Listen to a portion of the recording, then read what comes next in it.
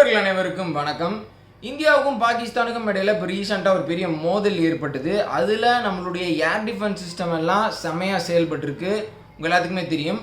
ஆனாலும் நம்ம மத்தியில் இருக்கக்கூடிய ஒரு பெரிய இன்னொரு கேள்வி என்ன அப்படின்னா, நம்மகிட்ட நிறைய ஏர் டிஃபென்ஸ் சிஸ்டம் இருக்குது. ஆனால் ரஷ்யாவினுடைய S-400 ஏர் டிஃபென்ஸ் சிஸ்டம் மாதிரி ஒரு long range air defence system வந்து நம்மளுக்கு எப்போ வரும், அது எப்படி இருக்கும் அப்படின்னு சொல்லி நிறையா கேள்விகள்லாம் வந்து நம்ம மத்தியில் இருக்குது நண்பர்களே.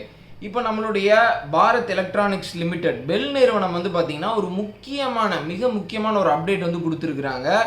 என்ன சொல்லியிருக்கிறாங்கன்னா, S-400 மாதிரியே உள்நாட்டிலேயே ஒரு லாங் ரேஞ்ச் ஏர் டிஃபென்ஸ் சிஸ்டமை நாங்கள் கூடிய விரைவில் தயாரிக்க உள்ளோம். அது வந்து பயன்பாட்டிற்கு இன்னும் சில ஆண்டுகளில் வந்துடும் அப்படின்னு சொல்லி அவங்க ஒரு டைம்லைன் கொடுத்தே விஷயத்தை வந்து சொல்லியிருக்கிறாங்க. இது ஒரு சாதாரண அப்டேட் வந்துட்டு கிடையாது. கண்டிப்பாக அது ஒரு பெரிய அச்சீவ்மெண்ட் அப்படின்னே வந்து சொல்லலாம். S-400 ஏர் டிஃபென்ஸ் சிஸ்டமினுடைய ரேஞ்ச் வந்து பார்த்தீங்கன்னா கிட்டத்தட்ட 400 கிலோமீட்டர், அதாவது அதனுடைய ரேடார் ரேஞ்ச் வந்து 500 கிலோமீட்டர் வரைக்கும் இருக்கும் அப்படின்னு சொல்லி சொல்கிறாங்க. அதனுடைய மிசைல் ரேஞ்ச் வந்து 400 கிலோமீட்டர். பாகிஸ்தானினுடைய அவாக்ஸ் போர் விமானங்களை கிட்டத்தட்ட 315 கிலோமீட்டர் ரேஞ்சில் பாகிஸ்தானுக்குள்ள S-400 ஏர் டிஃபென்ஸ் சிஸ்டமினுடைய அந்த மிசைல் வந்து தட்டி தூக்குச்சு அப்படின்னு சொல்லிட்டு சொன்னாங்க. ஆனால் ஒரு long range air defence system வச்சிருக்கிறது ஒரு மிகப்பெரிய அட்வான்டேஜ் அப்படின்னே வந்து சொல்லலாம். ஸோ இப்போ அதை ரொம்ப சீரியஸாக எடுத்துக்கிட்டு நம்மளுடைய DRDO வந்து பார்த்தீங்கன்னா ப்ராஜெக்ட் குஷா அப்படின்ற ஒன்றை வந்து முன்னாடி இருந்தே ஸ்டார்ட் பண்ணி பெரிய அளவுக்கு டெவலப்மெண்ட் பண்ணி வந்துட்டு இருக்காங்க. ஸோ இந்த ப்ராஜெக்ட் குஷாவுக்கு கீழே தான் ஒரு பெரிய லாங் ரேஞ்ச் ஏர் டிஃபென்ஸ் சிஸ்டமை நம்ம டெவலப் பண்ண போகிறோம். பெல் வந்து பார்த்தீங்கன்னா DRDOவோட இணைஞ்சு இந்த ப்ராஜெக்டில் செயல்பட்டு வந்துட்டு இருக்காங்க. ஸோ இந்த முக்கியமாக அந்த லாங் ரேஞ்ச் ஏர் டிஃபென்ஸ் சிஸ்டமுக்கு தேவையான நிறைய காம்பனன்ட்ஸை இப்போவே பெல் டெவலப் பண்ணி வந்துட்டு இருக்காங்க.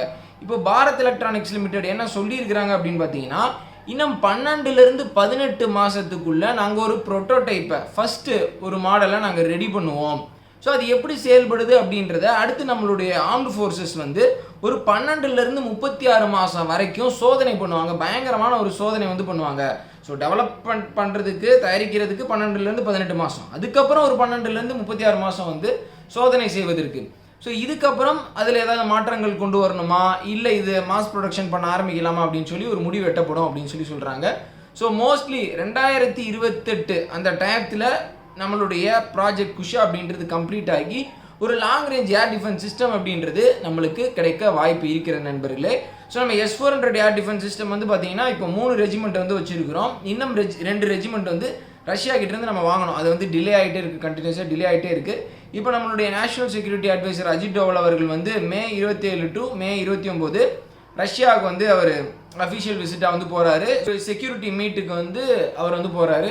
ஸோ இப்படி நம்மளுக்கு S-400 ரொம்ப ஒரு முக்கியமான தேவையாக இருக்குது. ஸோ நம்ம உள்நாட்டிலேயே ஒரு long range air defence system நம்ம டெவலப் பண்ணிட்டோம் அப்படின்னா நம்ம ரஷ்யாவை நம்பி இருக்க தேவையில்லை, ப்ளஸ் காஸ்ட்டையும் மிச்சம் பண்ணலாம். நம்மளுக்கு தேவைக்கு ஏற்ற மாதிரி நிறையா லாங் ரேஞ்ச் ஏர் டிஃபென்ஸ் சிஸ்டமை நம்ம எல்லையில் டெப்ளாய் பண்ணலாம். ஸோ இப்போ இந்த இந்தியா பாகிஸ்தான் பிரச்சனை அப்போது நம்மளுடைய ஏர் டிஃபென்ஸ் சிஸ்டம் தான் பெரிய அளவுக்கு வந்து நம்மளுக்கு சப்போர்ட்டிவாக இருந்தது அப்படின்னு வந்துட்டு சொல்லலாம். ஸோ இதை நம்ம இன்னும் பலப்படுத்தணும் அப்படின்னா சீனானால் நம்மளுடைய இடத்தின் மீது ஒரு சின்ன கீறலை கூட ஏற்படுத்த முடியாது அப்படின்னு வந்து நான் சொல்லுவேன் நண்பர்களே. நம்மளுடைய ஏர் டிஃபென்ஸ் சிஸ்டமை பற்றி தான் உலகம் ஃபுல்லாக பேச்சு அப்படின்னே சொல்லலாம். பெல்லினுடைய Akash Teer air defence system வந்து ரொம்ப சிறப்பாக இப்போ ரீசெண்டாக நடந்த இந்தியா பாகிஸ்தான் பிரச்சனையில் செயல்பட்டது. இன்னொரு பக்கம் நம்மளுடைய ஆகாஷ் ஏர் டிஃபென்ஸ் சிஸ்டமும் ரொம்ப சிறப்பாக செயல்பட்டது. இப்போ அர்மீனியா வந்து பார்த்தீங்கன்னா இந்தியா கிட்ட இருந்து 2வது பேட்ச் ஆகாஷ் ஏர் டிஃபென்ஸ் சிஸ்டமோட 2வது பேட்சை வந்து வாங்கிட்டாங்க. ஸோ இது அசர்பைஜானுக்கு ஒரு மிகப்பெரிய பயத்தை ஏற்படுத்தியிருக்கு அப்படின்னே சொல்லலாம். ஒரு பேட்டில் ஒரு பிரச்சனையில் ஆகாஷ் ஏர் டிஃபென்ஸ் சிஸ்டம் தன்னைத்தானே யார் அப்படின்றத ப்ரூவ் பண்ணியிருக்கு. ஸோ அப்படிப்பட்ட ஒரு சக்தி வாய்ந்த ஒரு ஆயுதம் இப்போ அர்மீனியா கைக்கு போயிருக்கே அப்படின்னு சொல்லிட்டு அசர்பைஜான் ரொம்ப வருத்தப்பட்டு இருக்காங்க. ஸோ இப்போ அதனால் அசர்பைஜானினுடைய டெபுட்டி ஃபாரின் மினிஸ்டர் வந்து பார்த்தீங்கன்னா இந்தியாவிற்கு ஒரு மறைமுக ஒரு எச்சரிக்கையை வந்து விடுத்திருக்கிறாரு. அசர்பைஜான் பார்லிமெண்ட்டில் ஒரு கான்ஃபரன்ஸ் வந்து நடந்திருக்கு. ஸோ அந்த கான்ஃபரன்ஸில் இவர் என்ன சொல்லியிருக்கிறார் அப்படின்னா, இந்தியா வந்து அர்மீனியா அசர்பைஜான் உறவுகளை பொறுத்த வரைக்கும் அதில் கவனமாக தலையிடணும் அப்படின்னு சொல்லி ஒரு லேசான ஒரு எச்சரிக்கையை வந்து அவர் விடுத்திருக்கிறாரு. இது எதற்காக அப்படின்னு பார்த்தீங்கன்னா, தொடர்ச்சியாக வந்து நம்ம அர்மீனியாவுக்கு ஆயுதங்களை வழங்கி வந்துட்டு இருக்கிறோம். 2020 அர்மீனியா அசர்பைஜான் வார் நடந்து முடிஞ்சது. ஸோ அதற்கப்புறம் அர்மீனியா வந்து இந்தியா கிட்டேருந்து பெரிய அளவுக்கு ஆயுதங்களை வாங்க ஆரம்பிச்சிட்டாங்க. ஸோ இந்த இந்திய ஆயுதங்கள் வந்து நம்ம அர்மீனியாவுக்கு வழங்கினது இனிமேல் வரப்போகிற காலங்களில் நடக்கக்கூடிய அந்த பிரச்சனையில் அர்மீனியாவுக்கு மிகப்பெரிய லெவலில் கை கொடுக்கும். இதற்கு முன்னாடி அசர்பைஜான் வந்து அர்மீனியாவை தாக்கின மாதிரி தாக்கிட முடியாது. குறிப்பாக துருக்கியினுடைய அந்த TB2 ட்ரோன்ஸை வச்சு தான் அர்மீனியா மீது அசர்பைஜான் பெரிய தாக்குதல் நிகழ்த்தினாங்க. இப்போ ஆகாஷ் ஏர் டிஃபென்ஸ் சிஸ்டம் வந்து அர்மீனியாவின் கைவசம் போன உடனே இனிமேல் அசர்பைஜான் இந்த வேலையை பண்ண முடியாது, ஏன்னா இது ஈஸியாக வந்து அந்த ட்ரோன்ஸ் எல்லாம் சுட்டு வீழ்த்திடும் அப்படின்னு சொல்லிட்டு சொல்கிறாங்க. ஸோ அதனால் அசர்பைஜானுக்கு ஒரு மிகப்பெரிய கடுப்பு. தொடர்ச்சியாக வந்து பார்த்தீங்கன்னா அசர்பைஜானில் இருக்கக்கூடிய பத்திரிகைகள் நம்ம இந்த ஆகாஷ் ஏர் டிஃபென்ஸ் சிஸ்டமை அர்மீனியாவுக்கு வழங்கினதை விமர்சித்து எழுதி வந்துட்டு இருக்காங்க. இந்த டெப்யூட்டி ஃபாரின் மினிஸ்டர் இன்னொரு விஷயத்தையும் சொல்லியிருக்கிறாரு. என்ன அப்படின்னா, இந்தியா பாகிஸ்தான் விஷயத்தில் நாங்கள் வந்து இன்டர்நேஷ்னல் லா படி தான் நாங்கள் செயல்படுறோம், அதாவது நாங்கள் ஒன்றும் பெருசாக மூக்க நுழைக்கல அப்படின்ற மாதிரி பேசியிருக்கிறாரு. ஆனால் உண்மை என்ன அப்படின்னு பார்த்தீங்கன்னா, பாகிஸ்தானில் இருக்கக்கூடிய பயங்கரவாத நிலைகள் மீது நம்ம தாக்குதல் நிகழ்த்துறோம் ஆப்ரேஷன் சிந்தூரில் மே 7ஆம் தேதி. ஸோ அதுக்கப்புறம் அசர்பைஜான் வந்து பாகிஸ்தானுக்கு ஆதரவாக பேசுகிறாங்க. பாகிஸ்தானில் அப்பாவி பொதுமக்கள் வந்து இந்த தாக்குதல்னால உயிரிழந்திருக்கிறாங்க, பாகிஸ்தானோடு இந்த நேரத்தில் நாங்கள் உறுதுணையாக நிற்கிறோம் அப்படின்னு சொல்லி அசர்பைஜான் எப்போ சொல்கிறாங்க அப்படின்னா, மே 7ஆம் தேதி நம்ம ஆப்ரேஷன் சிந்தூர் நடத்தினதுக்கப்புறம் சொல்கிறாங்க. கொல்லப்பட்டது பயங்கரவாதிகளுக்கு இவங்க உறுதுணையாக இருக்கிறாங்களாமா. ஸோ இப்படி அசர்பைஜான் செய்கிறது ஃபுல்லாக எகத்தாலும் ஏதாவது பண்ண வேண்டியது, நம்ம ஏதாவது பதிலுக்கு பண்ணால் புலம்ப வேண்டியது. இப்போ இந்தியர்கள் அசர்பைஜானுக்கும் துருக்கிக்கும் போகிறவங்களுடைய அந்த எண்ணிக்கை, டூரிஸ்டினுடைய எண்ணிக்கை வந்து பார்த்திங்கன்னா பெரிய அளவுக்கு குறைஞ்சிருச்சு. கிட்டத்தட்ட 60% மேலே வந்து குறைஞ்சிருச்சு அப்படின்னு சொல்கிறாங்க. ஸோ இது அசர்பைஜானுக்கும் துருக்கிக்கும் வேற ஒரு கடுப்பை வந்து ஏற்படுத்தி இருக்கு. இப்போ வரப்போகிற காலங்களில் நம்ம இன்னும் கொஞ்சம் கவனமாக இருக்கணும். என்ன அப்படின்னா, நம்மளுடைய ஆயுத ஏற்றுமதி அதிகரிக்க ஆரம்பிச்சிருக்கு, அது ரொம்ப அதிகரித்து வந்துட்டு இருக்கு இப்போது. ஸோ இதனால் பெரிய அளவுக்கு சக்தி வாய்ந்த நாடுகள், ரொம்ப முக்கியமான பொறுப்பில் இடத்துல இருக்கக்கூடிய நாடுகளே இந்தியாவினுடைய அந்த இடத்தை பார்த்து பொறாமப்படலாம், நம்மளுக்கு எதிராக மறைமுகமாக செயல்படக்கூடிய அந்த வாய்ப்புகளும் இருக்குது. இந்த ஆப்ரேஷன் சிந்தூர் அதுக்கப்புறம் நடந்த அந்த விஷயங்கள் அதிலெல்லாம் நான் நிறைய நாடுகளை பார்க்குறேன், எல்லாருமே இந்தியாவை பார்த்து அப்படியே திகைச்சு போய் தான் நிற்கிறாங்க, இந்தியாவுக்கு சப்போர்ட் பண்ண வர மாட்டாங்க. ஏன்னா இந்தியா ஒரு பெரிய ஆளாக வந்துட்டு இருக்கிறாங்க அப்படின்ற அந்த பொறாமை அப்படின்றது அவங்க மத்தியில் தொடங்கி இருக்கிறது நண்பர்களே. இப்போ அடுத்த முக்கியமான செய்திக்கு வந்து நான் வர்றேன். இண்டஸ் வாட்டர் ட்ரீட்டியில இருந்து நம்ம வெளியே வந்து கிட்டத்தட்ட 1 மாதம் வந்துட்டு ஆயிடுச்சு. இண்டஸ் நதி அந்த நதிநீர் பங்கீடு ஒப்பந்தத்தை நம்ம அபேன்ஸில் வச்சிருக்கிறோம் அப்படின்ற ஒரு வார்த்தையை குறிப்பிட்டு வந்துட்டு சொல்கிறோம், தற்காலிகமாக நிறுத்தி வைக்கிறோம், அது பயன்பாட்டில் இல்லை அப்படின்னு சொல்லி நம்ம சொல்கிறோம். இப்போ 1 மாதம் ஆயிடுச்சு. இப்போ எப்படிப்பட்ட சூழல் இருக்கிறது, சேட்டிலைட் இமேஜஸில் என்ன தெரிய வந்திருக்கு, ஸோ அதை வந்து நம்ம பார்த்துடலாம். நம்ம டேமினுடைய அந்த கெப்பாசிட்டியை, சலால் டேம் அப்புறம் பக்லிஹார் டேம், இந்த 2 டேம் வந்து பார்த்திங்கன்னா சேனாப் நதியில் இருக்குது. இந்த 2 டேமினுடைய கெப்பாசிட்டியை ஃபுல் லெவலுக்கு நம்ம கொண்டு வந்துட்டு, அதாவது ஃபுல்லாக தண்ணியே திறந்து விடாமல் டேமை ஃபுல்லாக நிரப்பிட்டு அதுக்கப்புறம் ஒரே ஃப்ளோவில் தண்ணியை வந்து திறந்து விட்டுருக்குறோம். இது வந்து ஃப்ளஷிங் அப்படின்னு சொல்லுவாங்க. ஸோ இதை வந்து நம்ம இந்த 1 மாத டயத்தில் வந்து நம்ம செஞ்சு முடிச்சிருக்கிறோம். ஸோ இதனால் பாகிஸ்தானுக்கு என்ன ஒரு பெரிய பின்னடைவு ஏற்பட்டிருக்கிறதா சொல்கிறாங்க அப்படின்னா, டேமில் ஃப்ளஷிங் பண்ணால் அதில் இருக்கக்கூடிய அந்த கசடுகள், கீழே இருக்கக்கூடிய அந்த களிமண் செடிமெண்ட்ஸ் அப்படின்னு சொல்லுவாங்க.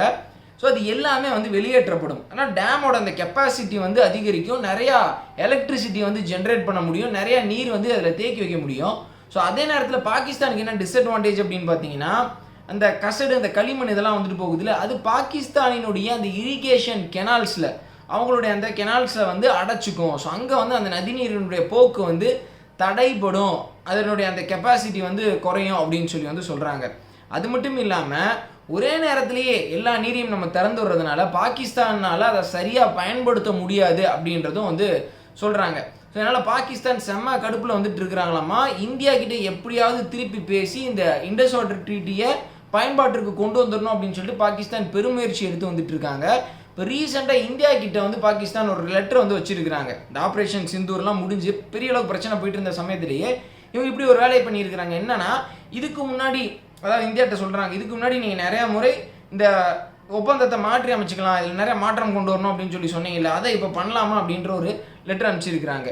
வாய்ப்பே இல்லை ராஜா, நாங்கள் திருப்பியும் இந்த ட்ரீட்டிக்குள்ளே தற்போதைக்கு வருவதற்கு வாய்ப்பே இல்லை. ஸோ இப்போது நம்மளுடைய foreign ministry of external affairs வந்து நம்மளுடைய பார்லிமெண்ட்ரி கமிட்டி கிட்ட ஒரு முக்கியமான ஒரு விளக்கம் வந்து கொடுத்துருக்குறாங்க. விக்ரம் மிஸ்ரி அவர்கள் தலைமையில் ஒரு முக்கியமான விளக்கம் கொடுத்துருக்குறாங்க. அதில் அவங்க என்ன சொல்லியிருக்கிறாங்கன்னா, இந்த இண்டஸ் வாட்டர் ட்ரீட்டிலேருந்து நாங்கள் முக்கியமாக வெளியே வந்ததற்கு காரணமே இந்த ஒப்பந்தம் வந்து நன்னடத்தையின் அடிப்படையில் தான் வந்து போடப்பட்டது. ஸோ இரு நாடுகளுக்கும் இடையில ஒரு நல்ல சூழல், ஒரு நட்பு இருந்தால் தான் இதை வந்து ஒழுங்காக இம்ப்ளிமெண்ட் பண்ண முடியும் அப்படின்றது அந்த இண்டஸ் வாட்டர் ட்ரீட்டி ஒப்பந்தத்தினுடைய பிரியாம்பிள்லேயே வந்து இருக்குது. ஸோ அதையே பாகிஸ்தான் வந்து ஃபாலோ பண்ணல, நன்னடத்தையாகவே வந்து அவங்க இல்லை, அவங்க வந்து பயங்கரவாதத்தை பிரயோகித்து வந்துட்டு இருக்கிறாங்க. ஸோ அப்படி இருக்கிறப்போ எப்படி இந்த சூழலில் வந்து இதை நாங்கள் ஒழுங்காக ஃபாலோ பண்ணுறது, தண்ணியை திறந்து விடுறது, அதனால தான் இந்த நிலைப்பாட்டை நம்ம எடுத்துருக்கிறோம் அப்படின்னு சொல்லி நம்மளுடைய பார்லிமெண்ட்ரி கமிட்டிக்கு மினிஸ்ட்ரி ஆஃப் எக்ஸ்டர்னல் அஃபேர்ஸ் வந்து ஒரு விளக்கம் அளிச்சிருக்கிறாங்க.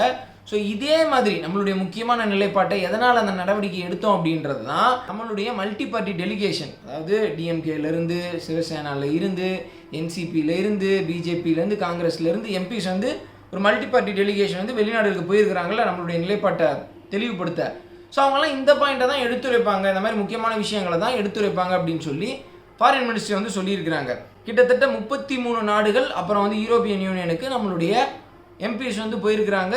சிறப்பாக நம்மளுடைய அரசாங்கத்தினுடைய நிலைப்பாட்டை அவங்க வந்து எடுத்து சொல்லுவாங்க. எல்லா விதத்துலையுமே பாகிஸ்தானுக்கு ஒரு பெரிய நெருக்கடியை நம்ம வந்து போட்டு வந்துட்டு இருக்கிறோம். பயங்கரவாதத்தினால பாகிஸ்தான் நிறைய இழந்து வந்துட்டு இருக்காங்க. அவங்க நாட்டுக்குள்ளேயே நிறைய உயிர்கள் அவங்க இழந்து வந்துட்டு இருக்கிறாங்க. இன்னொரு பக்கம் இந்தியா மீது பயங்கரவாதத்தை ஒரு கருவியாக, ஒரு ஆயுதமாக அவங்க பயன்படுத்துறதுனால நிறைய அவங்க வந்து பொருளாதார ரீதியிலாக ஏகப்பட்ட இழப்புகளை வந்து அவங்க சந்திச்சு வந்துட்டு இருக்கிறாங்க. நான் இதை பல வீடியோவில் சொல்லியிருக்கேன். என்ன அப்படின்னா, பாகிஸ்தான் அப்படின்ற ஒரு நாடு பெரிய அளவுக்கு டெவலப் ஆகி போயிருக்க வேண்டிய ஒரு நாடு. அங்கே அந்த மதவாதம், பயங்கரவாதம் அப்படின்றது இல்லாமல் இருந்துச்சுன்னா ஒரு யூரோப்பியன் கண்ட்ரி மாதிரி அவங்க மாறி போயிருக்க முடியும். ஆனால் கழுதை தேஞ்சு கட்டெரும்பான கதை மாதிரி அவங்களுடைய பொருளாதாரம் 1960s ஒரு நல்ல நிலையில் இருந்து மோசமான நிலையை நோக்கி வந்து இப்போ போய்கிட்டு இருக்கு. இன்னும் ஒரு 10-20 ஆண்டுகளில் பாகிஸ்தான் அப்படின்ற நாடு வெடிச்சு சிதறுவதற்கான, அதாவது தனித்தனியாக பிரிவதற்கான வாய்ப்புகள் ரொம்ப அதிகமாகவே இருக்குது. இப்போ நடந்துட்டு இருக்கக்கூடிய பிரச்சனைகள், உள்நாட்டு பிரச்சனைகள் எல்லாத்தையுமே அவங்க பெரிய அளவுக்கு மூடி மறைச்சிட்டு இருக்காங்க. எப்படி இந்தியாவுக்கும் பாகிஸ்தானுக்கு இப்போ பிரச்சனை ஏற்பட்டதில்ல, அதில் வந்து எங்களுக்கு எந்த பாதிப்புமே இல்லை, நாங்கள் ஜெயிச்சிட்டோம், வெற்றி கொண்டாட்டம் அது இதுன்னு பண்ணிட்டு இருக்கிறாங்கல்ல. ஸோ இதில் உங்களுக்கு ஒரு சாம்பிள் தெரிஞ்சிருக்கும் அவங்க எப்படி மறைக்கிறாங்க, எப்படி ட்ராமா பண்ணுறாங்கன்னு சொல்லிட்டு. அப்போ உள்ள இன்னும் என்னென்ன நடந்துட்டு இருக்கு, எவ்வளோ பிரச்சனை போயிட்டு இருக்கோம் அப்படின்றத நீங்கள் கொஞ்சம் இமேஜின் பண்ணி பாருங்கள். பலுச்சிஸ்தான் பிரச்சனையை பற்றி பேசணும்னா அது தனியாக பேசணும், இம்ரான்கான் பிரச்சனையை பற்றி பேசணும்னா அது தனியாக பேசணும், அங்கே பாகிஸ்தான் தலிபான்கள் பிரச்சனையை பற்றி பேசணும்னா அது தனியாக பேசணும், சிந்து மாகாணத்தில் இருக்கக்கூடிய அந்த நதிநீர் பிரச்சனை, அங்கே இருக்கக்கூடிய வறட்சி, அங்கே இருக்கக்கூடிய அந்த பிரிவினைவாதம், அதை பற்றி பேசணும்னா அது தனியாக பேசணும், பாகிஸ்தான் ஆக்குபைட் காஷ்மீரில் இருக்கிறத பற்றி பேசணும்னா அது தனியாக பேசணும். ஸோ பாகிஸ்தானினுடைய அந்த வல்னரபிலிட்டிஸ் அப்படின்றது ரொம்ப ரொம்ப அதிகம். ஸோ அது தொடர்ச்சியாக மோசமாக தான் போய்கிட்டு இருக்கு. அதான் உங்கள்கிட்ட நான் சொல்ல வரேன் நண்பர்களே. ஸோ இதோட இந்த வீடியோ நான் முடிச்சுக்கிறேன். முக்கியமாக நான் இங்கே சொல்ல வந்த விஷயம் என்ன அப்படின்னா, பெல் வந்து ஒரு டைம் லைனே கொடுத்துருக்குறாங்க இந்த ப்ராஜெக்ட் குஷாவை பொறுத்த வரைக்கும்.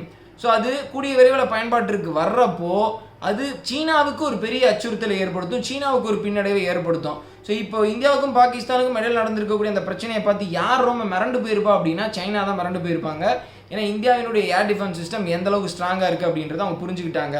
ஸோ அப்போ நம்ம உள்நாட்டிலேயே ஒரு long range air defence system தயாரிக்கிறோம் அப்படின்னா அது கண்டிப்பாக சீனாவுக்கு ஒரு பெரிய கலக்கத்தை ஏற்படுத்தும் அப்படின்றத எந்தவித சந்தேகமும் இல்லாமல் வந்துட்டு சொல்லலாம். ஸோ இந்த முக்கியமான விஷயத்தை மறக்காமல் உங்களுடைய நண்பர்களுக்கு சொல்லுங்கள். எப்படி நம்ம உள்நாட்டு நிறுவனங்கள் ரொம்ப சிறப்பாக செயல்பட்டு வந்துட்டு இருக்கிறாங்க அப்படின்றத அவங்களும் தெரிஞ்சுக்கிட்டும். மறக்காமல் சேனலை சப்ஸ்கிரைப் பண்ணல அப்படின்னா சப்ஸ்கிரைப் பண்ணி பெல் ஐக்கானை கிளிக் பண்ணிக்கோங்க. ஏன்னா உங்களுக்கு பிடிச்ச மாதிரியான இந்த கண்டென்ட்ஸை தான் நான் பேசி வந்துட்டு இருக்கிறேன். ஸோ நீங்கள் சப்ஸ்கிரைப் பண்ணால் தான் வீடியோஸ் ரெகுலராக வந்து உங்களை ரீச் ஆவதற்கான அந்த வாய்ப்பு இருக்குது. ஜெய் ஹிந்த்.